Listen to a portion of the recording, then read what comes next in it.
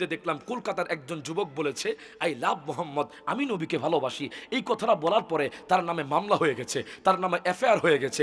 তখন কলকাতার একজন সাংবাদিক এক ঠাকুরকে জিজ্ঞেস করছে, আচ্ছা বলেন তো দেখি, আমাদের মুসলমানদের মধ্যে একজন যুবক বলেছে আই লাভ মোহাম্মদ, এই কথাটা বললে কি অপরাধ হবে? তখন ঠাকুর বলছে, আরে না, কি বলছেন, নবীকে আই লাভ মোহাম্মদ, আমি ঠাকুর বলছি আই লাভ মোহাম্মদ বলা যাবে।